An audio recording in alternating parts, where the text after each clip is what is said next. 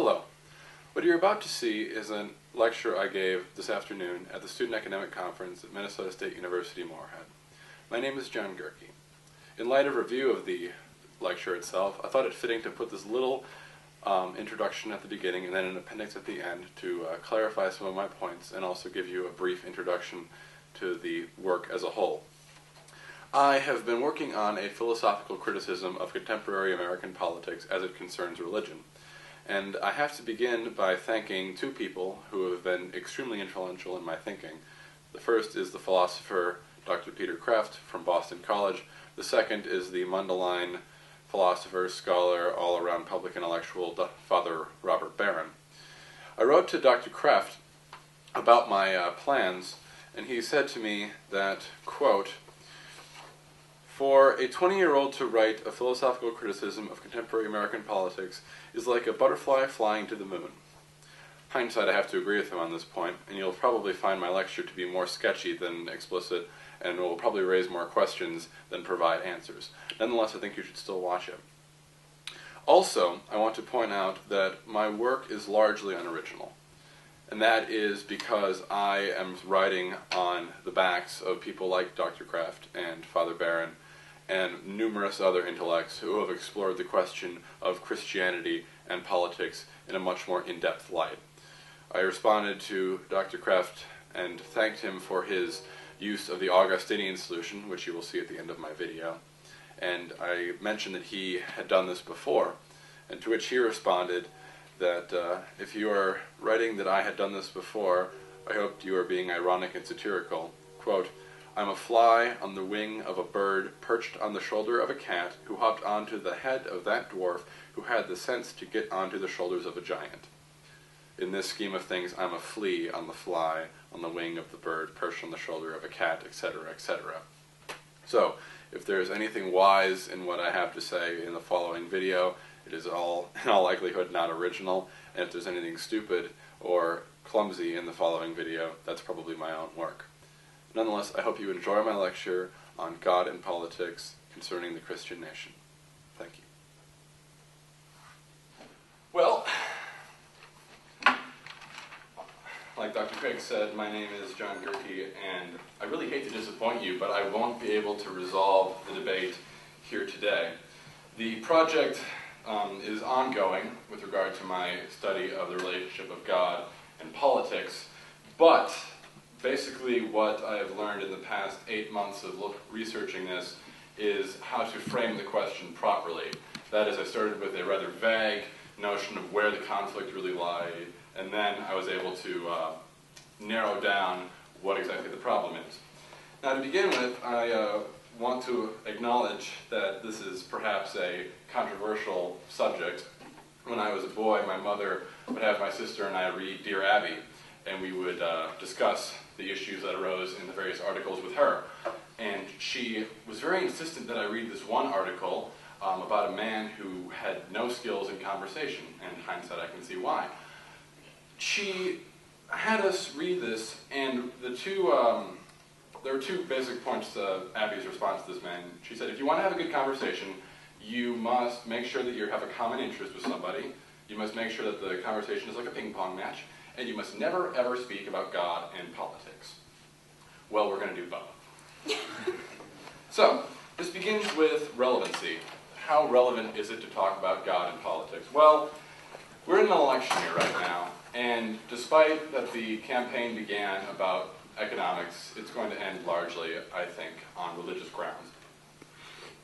The reason for that is because we've recently had the Health and Human Services mandate concerning conception, which has gotten a lot of people talking about the proper relationship of a particular religious group's preferences or ideals to the relation of the general law.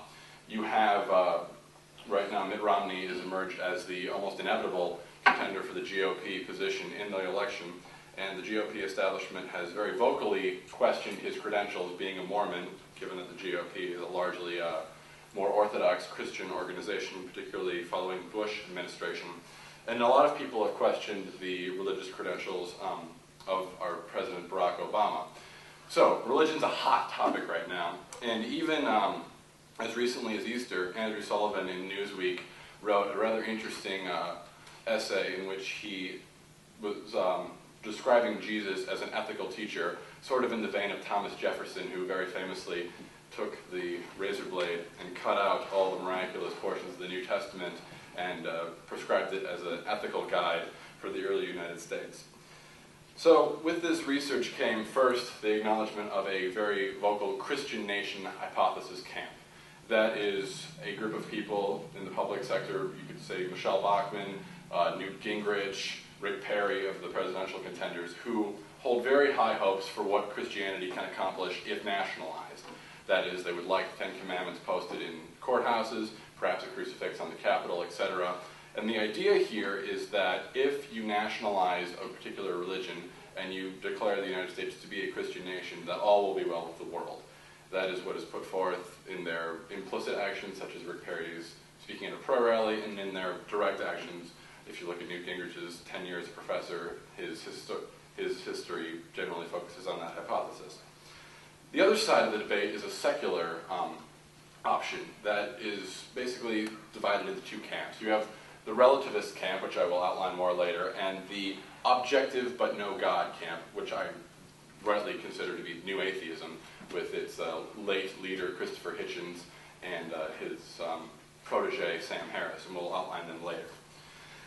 So the Christian nation hypothesis is the first one I will identify, and also the first one I will critique, since I don't think either of these two camps holds much merit when they're examined properly. This is not a new idea that Christianity can save the United States in terms of a national religion. 3 times, in 1961, 1963, and 1965, a congressman named John B. Anderson proposed a constitutional amendment to, quote, recognize the law and authority of Jesus Christ over the United States. Now that would be a very crude version of what we call theocracy, but we'll get to that a little bit later. The thing I noticed was that among the contemporaries, Gingrich, Santorum, and Michelle Bachmann, was that they all seemed to be reiterating the same arguments. And the GOP is very famous for having these back-channel discussions and emails that make sure everybody is on topic, which is, if you watch Jon Stewart, you'll see that on 80 different shows, Republicans tend to have the exact same message, which is good strategy on their part. And I was wondering, what is the common thread between all of the contemporary Christian theorists? And I found it in an organization called Wall Builders and its founding scholar, Dave Barton. What Wall Builders does, and this is from their website, quote, they want to restore America's forgotten history and heroes with an emphasis on the moral, religious, and constitutional foundation on which America was built. Then they particularly focus on Christianity as being the source and summit of the American nation. On their website, they list their prominent supporters as Mike Huckabee, Newt Gingrich, Michelle Bachmann, and Governor Sam Brownback of Kansas. I don't know why I included Sam Brownback, because you don't know who he is, but whatever. The basic argument is that the founders were religious, and historically you do actually have some reason for this. Andrew Jackson said that the Bible is the rock on which our republic rests. Dave Barton, in one of his essays, wrote that the Declaration of Independence is nothing more than a listing of the sermons that we've been hearing in church, that is, in colonial America. John Adams proposed a national day of prayer, and in which he said, millions will be on their knees at once before their great Creator, imploring His forgiveness and blessings, His smiles on American councils and arms. Now, this idea we can see very clearly in our own community right now. In North Dakota, the church is generally thought of as being the Republican Party of prayer. And who here saw the film in 2006, Jesus Camp? It was interesting because it's held in Devils Lake, North Dakota, which is a rather ironic setting, if you admit it. And they brought into their worship service a cutout of George W. Bush, because the idea was that if you had a Christian president and God was blessing the Christian president, then all would be well. The Wall Builders Foundation amusingly has an article called "The American Revolution, Was It an Act of Biblical Rebellion?" Now, I've only sketchily outlined it, but I have to move on into the critique. And I'm going to quote a man whose name is Peter Kraft, and I will talk more about him later. And he says, churches have always gotten fat, lazy, miserable, bored, boring, and corrupt when they've gotten into bed with states, like innocent young girls seduced by macho men. In other words, a national religion usually doesn't work. Now, there's a few historical checks against the hypothesis that the founders were explicitly religious and that the founders would have wanted our nation to be explicitly religious.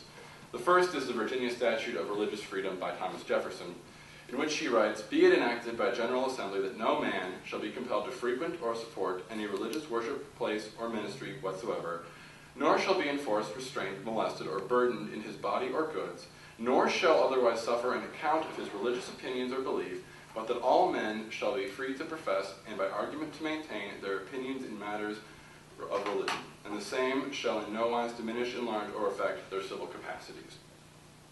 Also, at the founding of our nation, we are rather famous for being a pluralistic society as far as Protestantism is concerned. Because you largely had in Europe the prosecution of different Protestant sects, the Quakers being relatively famous, they all came over to the United States and established their commonwealths, whereas you have Providence, Rhode Island, founded explicitly as a Calvinist outpost. You have Massachusetts being more Catholic. You have a wide spectrum of belief under the Christian canopy at the time of our founding, which means that you really couldn't nationalize any one particular set of ideas. In Federalist 10, the Federalist Papers were written to sell the new Constitution to the just fledgling nation. One of the benefits of the lack of a universal religion was that a religious sect may degenerate into a political faction in part of the Confederacy, but the variety of sects dispersed over the entire face of it must secure the general national councils against any danger from that source. In other words, if my church goes completely off the scales and begins, shooting people or becoming increasingly violent, there's so many other sects across the entire nation that I'm not going to have much influence. Whereas if you have a national church, the influence of one can be nationalized, spread, and the problem becomes much more problematic. Contemporarily, you can see that national churches don't necessarily work out so great by looking at Anglicanism, which is the Church of England. Peter Hitchens, who is a conservative commentator, comments about this particular paradox, and I'm paraphrasing here. David Cameron, who is the PM of Britain right now, says that Cameron promises everything and fails. Rowan Williams, who is the former Archbishop of Canterbury, promises nothing and delivers. In other words, Anglicanism has lost any sort of religious spine because it has to be politically egalitarian and it has to adopt to the current and contemporary situations in Europe without maintaining any sort of firm moral ground. Also, there's an interesting inductive case for the bond between church and state in that religious intentions are not necessarily cooperative with political intentions, and it comes from the early Catholic missionaries in the United States. This is from this book, Catholics in America by Patrick Carvey. He examines three major evangelical Catholic groups in the early history of the United States. They were the French Catholics, the Spanish Catholics, and the English Catholics. Now, in France and Spain, Catholicism was the state religion, and very famously, you have the Spanish Inquisition, which no one really expects, into whether or not you were a Catholic or not. And in France, they have Notre Dame at the center of Paris. It is kilometer zero, the implication being the church is at the center of their nation, both physically and also spiritually. Because of the tie between Catholicism and the political powers that be in Spain and France, the French and Spanish missionaries were met with almost tremendous failure when they encountered the natives in the United States, because their intention was not only to secure their souls for salvation, but also to secure land for the French and Spanish governments. They were killed rather quickly, and their missions pretty much decapitated into dirt in a few years. However, in England, they already had the state church of Anglicanism, which meant that the English Catholic missionaries only had one concern, which was the salvation of souls, and they only really wanted to do that. They didn't have to get land, they didn't have to try and claim resources. As such, they were allowed to be more flexible in their strategy, and they were afforded much greater success for it. That's an inductive case. It doesn't completely prove that you can't have a state religion, but it does provide at least a suggestion of that sort. Quote, Catholic presence in the English colonies, furthermore, unlike that of the Spanish and French missions, provided a firm foundation for a lasting influence of Catholicism in the United States. So it wasn't political Catholicism that basically birthed the church, it was non-political. Now, philosophically speaking, we're going to talk about two concepts, theocracy and ecclesiocracy. Theocracy, which we hinted at earlier, which would be recognizing the law and authority of Jesus Christ of the United States, is technically impossible, because it means rule by God, and very simply, God is not running for office. Jesus had the opportunity when he was here. He didn't run. Sorry. So, theocracy is thrown around a lot as, oh, you want theocracy, but that doesn't quite work because God is not running. What is more often meant is ecclesiocracy, which is namely rule by the clergy. So that I consider myself a particularly holy man, I run for office, and I say that I'm doing the will of God. Now you see the danger in that, of course. Peter Kreeft says that the dangerous part of ecclesiocracy is that it adds, thus saith the Lord, to our own personal political preferences and ideals. Now, if you need a contemporary example of this, during the Bush administration, an Anglican scholar named Alistair McGrath was on a show called The Hour. And this Hour is very famous for, and in the early 2000s, hosting the New Atheists, Christopher Hitchens, Sam Harris, Richard Dawkins, interviewing them very eagerly about their plans for their evangelization. So having a Christian on was really weird, and it became clear during the interview that the host just really wanted to ask McGrath about how the secular community ought to respond to George Bush and his public pronouncement that he was doing the will of God in the wars in Iraq and Afghanistan. And McGrath, very sort of cute Irishman, said, well, I would say to him, George, are you sure you're doing the will of God, or are you just doing the will of George? Now, that basically is the case. When you claim to be doing the will of God, at least in the political sphere, it is very easy for your intentions to become corrupt and your motives to become suspect. Also, the problem with the Christian nation hypothesis, at least as far as establishing a solid, explicit ecclesiocracy, doesn't necessarily work even at the beginning of our nation. What the heck is his name? I forgot Dave Barton, thank you. The camera and all of you kind of scared me.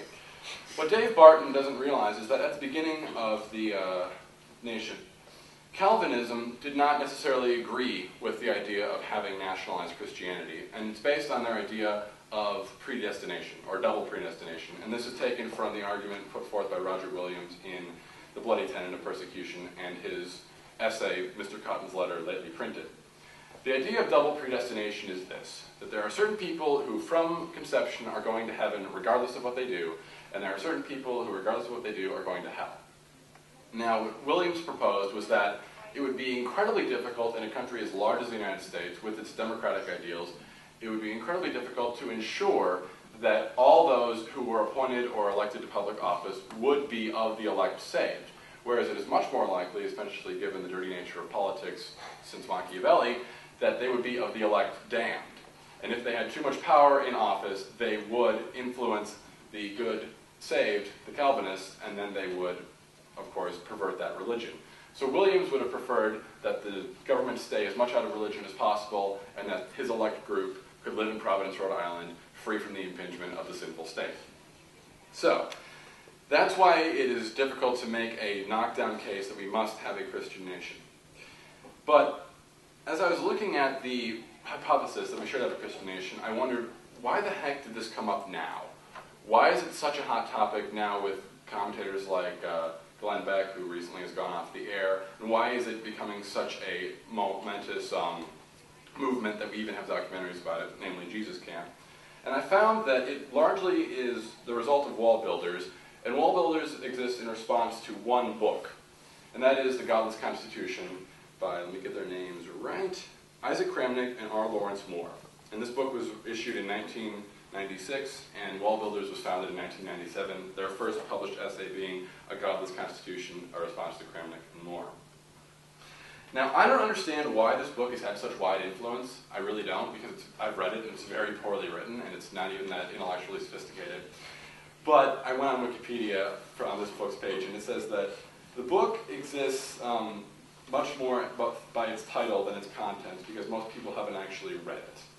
And I found out that was the case with Mr. Dave Barton, because the book argues, and I'll go into the arguments a bit here, but it certainly doesn't claim that all the founders were atheists, but he thinks that it does, so he said, oh, you can see all the founders were godless when he has all those quotes from John Adams and the other founders up on the board.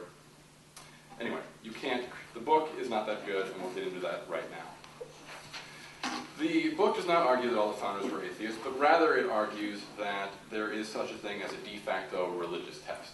I'll read to you right now Article 6 of the U.S. Constitution, that no religious test shall ever be required as a qualification to any office, public trust under the United States. Now, they question this in their book on page 60. Quote, must we admit then that in a society where over 90% of the people tell Gallup pollsters that they believe in God, a religious test will inevitably slip in the back door? Now, there's a problem with that.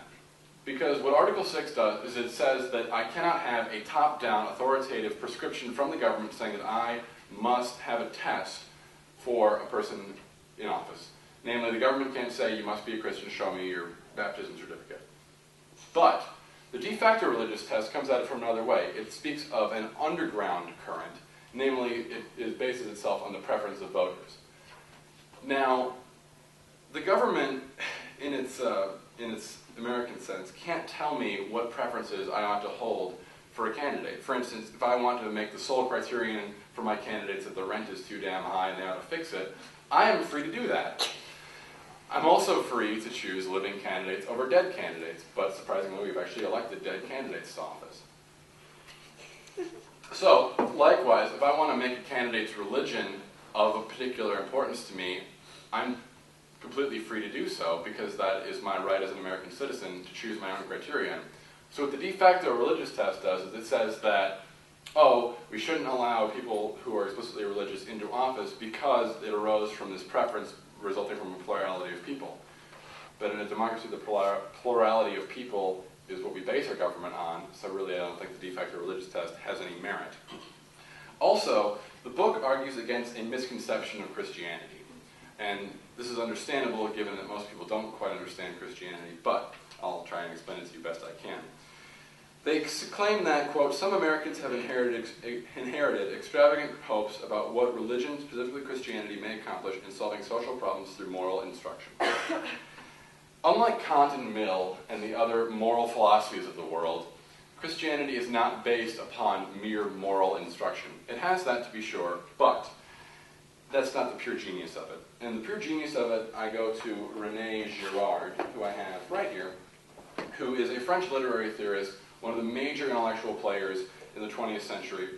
And he is very famous for his work on the scapegoating mechanism, namely the tendency of human beings to, in societies, put a minority or a single person out on the fringes and either abuse them or kill them to maintain the balance of the society. You can see this in Rome, who very famously had the Colosseum, where they would kill political heretics, etc., to maintain both the power of the empire and also ensure that any political adversaries against the empire would be sufficiently intimidated. Also, more contemporary example, if you've seen the Hunger Games, excellent example, because you have these young people, these young, attractive male and female who are dragged up to the Capitol, wined and dined, very similar to an Aztec practice, and then they are offered up in a sort of disgusting game where they may potentially be killed.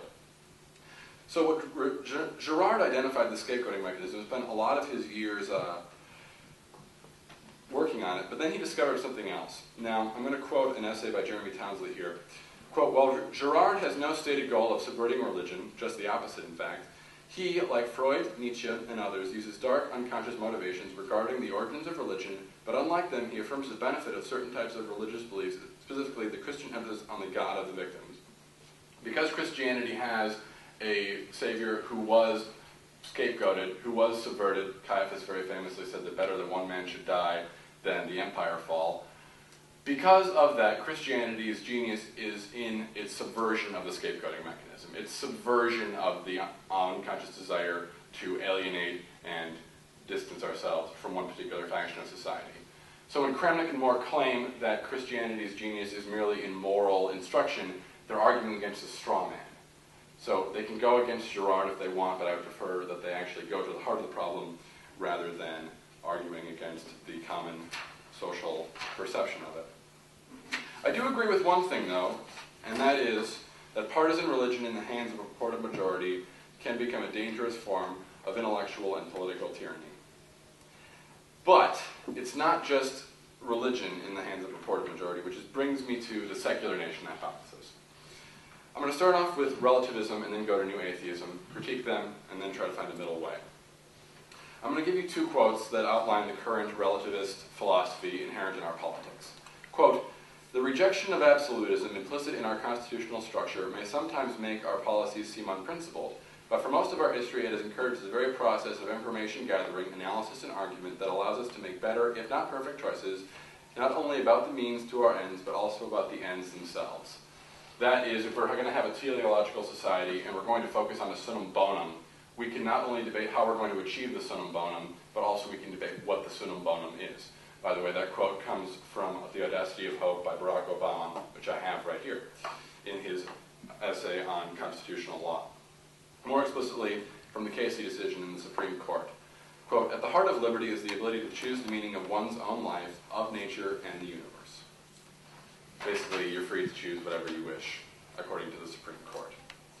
Now, new atheism tries to have objective moral values, that is, a fixed summum bonum, but it tries to do it without religion. Sam Harris, very famously in The Moral Landscape, argues that you can have objective moral values arising from science. Christopher Hitchens also argues a similar point, and I'm going to skip the quote from him because I'm running a little short on time. It doesn't actually have that much to do with the presentation. But in new atheism, you had this idea that religion is bad, we can do good without it, let's do that. Now, what is the problem with relativist philosophy? Well, according to the historian G.K. Chesterton, in his book The Everlasting Man, he writes that Carthage fell because she was faithful to her own philosophy. And historically we can see that relativist societies have not been able to withstand. Rome, towards the end of its days, was relativistic and also skeptical to the core, and was crumbling around herself, basically. And, excuse me, I have a little cold, and it's very unfortunate. And I will outline exactly how you can fix the Roman problem and our own, but we're not there yet. Also, take the two quotes I gave you earlier about the heart of liberty being the ability to choose the meaning of one's own life, and also the rejection of absolutism and the means to choose our ends, not only debating about the means. Put it up against this one. Quote, "Everything I have said and done in these last years is relativism by intuition. From the fact that all ideologies are of equal value, that all ideologies are mere fictions, the modern relativist infers that everybody has the right to create for himself his own ideology and to attempt to enforce it with all the energy of which he is capable. If relativism signifies the contempt for fixed categories and the men who claim to be bearers of an objective immortal truth, then there is nothing more relativistic than fascism, Benito Mussolini." I apologize for putting our president so close to Benito Mussolini, and I imagine most of you are probably upset with me about that, but we'll get to that a little later on. So, there's a danger in relativism, and we've seen it play out over the 20th century, that when people begin to construct their own categories, they begin to enforce them rather stringently, and bodies pile up in graves. Also, relativism is eternally incoherent, because if you claim that there are no absolute truths, there is no absolute summum bonum, your claim in itself becomes an absolute. Your claim becomes an absolute statement about reality. So if you want to say there are no absolute truths, you have to basically exclude your statement from that critique. Now, what's wrong with the idea that an atheist state, as maintained and proposed by New Atheism, might not work? Well, I'm going to quote you from Alexis de Tocqueville in Democracy in America. Quote, "Philosophies of the 18th century explained in a very simple manner that the gradual decay of religious faith, religious zeal, said they, must necessarily fail the more generally liberty is established and knowledge diffused. Unfortunately, the facts by no means accord with their theory. There are certain populations in Europe whose unbelief is equaled only by their ignorance. While in America, one of the freest and most established nations in the world, the people fulfill with fervor all the outward duties of religion." De Tocqueville has a wonderfully split personality, but in this particular case he's arguing that Enlightenment philosophy didn't necessarily bring all that it promised, and that it was far more conducive to ignorance than to enlightenment. Contemporarily, Russia tried to have a completely atheistic society and failed spectacularly, which is why they had to put up a big wall so we couldn't see what was going on back there. They basically took anybody who opposed the atheistic state and threw them into the gulags. And John Lennox, who is a contemporary mathematician from Oxford, went into Russia post the wall coming down. He actually helped knock it down with a hammer and then went in to meet these people. And he talked to a man who'd spent 20 years in the gulag, and he asked him, wasn't it horrible in there? And the man said, oh, absolutely not. Because it was like being in a university. All the brains were in the gulag. When there is a claim that partisan religion in the hands of a reported majority can become a dangerous form of intellectual and political tyranny, the same can be said of violent atheism as proposed by the new atheists. So, there you have a problem. Now, we've arrived at kind of a little stopping point. Namely, I hope I've demonstrated that the Christian nation hypothesis cannot necessarily work because it is prone to corruption, prone to a swerve in the way of, namely, subverting religious principle as well as political principle. But also, purely secular governments tend to also swerve towards being a little bit, shall we say, decisive and rude in their operations. So I'm going to propose an Augustinian solution. And the reason I bring up Augustine is he was writing his philosophy at a time when Rome was collapsing, when Rome's pagan philosophy had basically self-destructed, and he had to write his philosophy to counter the claim that the Christian church had subverted Rome. And he wrote The City of God, which is right here. It's a wonderful philosophy book, although if you go to Barnes & Noble, it's listed under Christian inspiration, which I can't understand why. It's a little dense for that. But Augustine proposes something that would allow religious people to maintain their religion and non-religious people to maintain their non-religion and still have them living in the same nation. And the contemporary theologian and scholar Robert Barron simplifies it down to, a society will function if and only if there is no ambiguity about the essential moral structure of a society. Augustine writes, consequently, if the republic is the will of the people, and there is no people if it not be associated by a common acknowledgement of right, and if there is no right where there is no justice, then most certainly it follows that there is no republic where there is no justice. So the Augustinian solution proposes an adherence to a natural law of sorts, an adherence to a common acknowledgement that there is a right and there is a wrong, and even if we cannot fully grasp what that right is, we still should be seeking out what that is. Now, this is a problem more for the moral relativist than for any of the hardline Christians or hardline atheists, mostly because hardline Christians and hardline atheists acknowledge that there is a hard line. So, in order to, if any of you are relativists, in order to demonstrate that perhaps the acknowledgement of a summum bonum is pleasing to you and ought to be taken very seriously, I'll offer you two cases, or two demonstrations of why absolutism works better than relativism. Hypothetically, suppose I'm a painter, and I'm painting a model. And halfway through my painting, I decide that this model is too difficult, the details of her face, too intricate. I decide to send her away, and I start on a new model. Just keep painting again and again. But this model's too difficult to send her away. Basically, I keep cycling through models over and over again, continuing to paint my canvas. Eventually, I'll arrive at just a blob of flesh-colored paint all over the page. Now, that's a little abstract. So historically, I'll take another argument for absolutism, actually from the same book which proposed relativism, Barack Obama's The Audacity of Hope. Right after he affirms constitutional debate about the ends as well as the means, he acknowledges that he himself doesn't actually believe that, because he acknowledges that his presidency is the end result of moral absolutists being rather finicky and annoying, namely the abolitionists in the early and later parts of the nation's history. People like John Brown, people like Harriet Tubman, around the turn of the 19th century, W.E.B. Du Bois, Dr. Martin Luther King, all were moral absolutists who said we can debate the means to civil liberties, absolutely, but we will not debate the ends, namely that all people have inherent dignity and they ought to be acknowledged regardless of race, color, or creed. The problem is, I think absolutism does not appeal to most people because it can be fatal. Dr. King very famously was killed for maintaining such a hard line, and others in history have has as well died on account of that. Basically, civil liberties came about in spite of, not because of, the famous 3/5 compromise. Compromise got you inequality, and almost harsh adherence to an ideal was what finally brought about the civil liberties of the 1960s. So, I want to end with acknowledging that this is an incomplete lecture. This is an incomplete thought. The debate will go on. But as far as discerning what the Augustinian solution entails, I'll take the quote from C.S. Lewis that if we don't know what our summum bonum is, then the first and only practical thing is to set about finding out. Thank you.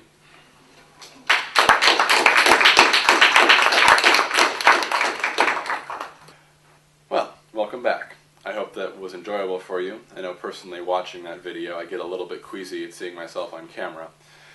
But upon watching it though, I realized that I left a few things unclear and I want to reaffirm those points. First of all, you might be wondering, why are there such prevalent cases for a secular nation and a Christian nation, if they both claim to be historical or both claim to be philosophically sound? And the reason for that is one that I should have brought up in my lecture but didn't. I think it largely goes back to one man, namely John Locke. I have here an anthology of Locke's work, which includes both his 2 treatises on government and a letter concerning toleration. What's so interesting about the United States is that we have a dual parentage of sorts, where we are the child not only of Protestantism, but also of Enlightenment secularism. We have these 2 parentages, and they are inevitably present in Locke. Locke writes, quote, "All men know and acknowledge that God ought to be publicly worshipped. In that sense, he is a Christian." And he is unapologetic about being a Christian. He opens his 2nd treatise with an account of Adam, the first man. But Locke also embodies the Enlightenment, shall we say, suspicion of religion. That is, he says, and I quote, "Who sees not how frequently the name of the Church, which was so venerable in the time of the Apostles, has been made use of to throw dust in people's eyes in following ages?"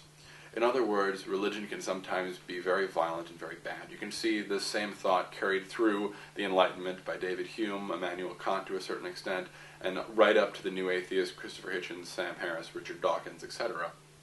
So, the reason that there is such a big debate on it is because both the secular nation, the nation that would focus on the Enlightenment and then perhaps postmodernity a little bit, they have their origins at the founding of our nation in the Enlightenment. Protestantism also has its origins around the same time as our country, although a little bit before that, and our nation was very much a Protestant nation in the sense of the populace at the time of the founding. What's so interesting about our nation is that they both inevitably are the outcomes of the Protestant Reformation. When the Protestants reformed, there was a great deal of religious wars at the time. And following that, certainly one of the philosophical causes of the Enlightenment was the acknowledgement that religion, when it came into public, particularly in the 30 Years' War and others, could be very dangerous. Much like today, you have new atheism arising right after the ashes of the Twin Towers were still smoldering. Sam Harris famously began writing The End of Faith on September 12, 2001. So, the interplay of religion and violence, very important. The interplay of Protestantism and secularism, very important in the United States. Also, I didn't say quite enough about Anglicanism in the contemporary sphere. I kind of brushed over it in my lecture, and I want to expound upon it a bit more.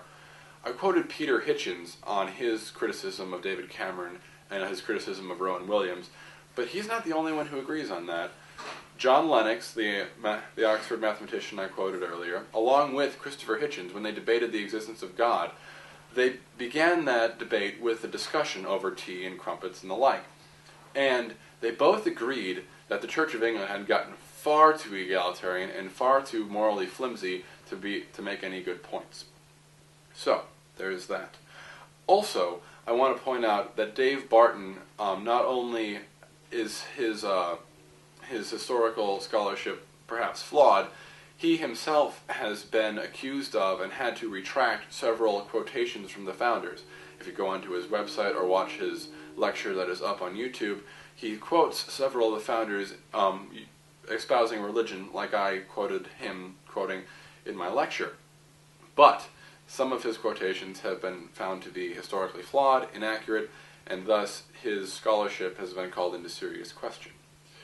Now, as for what I think you, the watcher, should do, because I want you to participate in this discussion, I recommend that you yourself, whoever you are, go out and truly explore the philosophical and religious arguments for and against the state. I recommend to you Dr. Peter Kraft, who gave a lecture called Should the State Take a Stand on First Things, which is an extended exegesis of C.S. Lewis's essay First and Second Things, which appeared in C.S. Lewis's book God in the Dock. Peter Kraft is able to take a massive amount of scholarship and condense it into a very understandable format. That lecture is available on YouTube. I would also recommend to you Father Barron's Spirituality in the Marketplace lectures, available on his blog Word on Fire. They're available under the radio section, where he explores specifically the relationship of Catholicism to American politics. Very interesting indeed. For those of you interested in New Atheism, I would point you to John Lanxess' book Gunning for God, in which he identifies that New Atheism, like modernity before it, uses reason, science, and the arts to argue against God, but reason, science, and the arts were originally founded because of God. Very interesting book. Also, I would encourage you to explore the political relationship between Protestantism and, indeed, nationalism.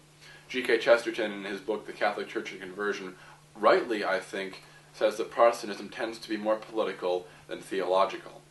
If you look at Dr. Alistair McGrath's book, Christianity's Dangerous Idea, you'll see that the Protestant Reformation arose largely along national boundaries. John Calvin in Switzerland, of course Anglicanism in England, Zwingli in other places, and etc. I encourage you to look up that, and also acknowledge that occasionally in the lecture, and probably even in this brief appendix, I may have misquoted things, certainly not intentionally, but perhaps on account of my nerves in the lecture and the like. So I encourage you to check up on my citations. Please look at René Girard's work. It's very interesting. Thank you all for watching. And one last note, I apologize if any of this has begun to get a little bit lengthy. Again, thank you for watching, and good night. Hello again. I wanted to thank especially Adam Gawarecki, who was my tech genius extraordinaire on this project. He has been filming this little appendix, he filmed the introduction, he filmed the lecture. Also want to thank Brady Keller, who provided expert camera operation as far as the other shot in the lecture is concerned. Adam edited it.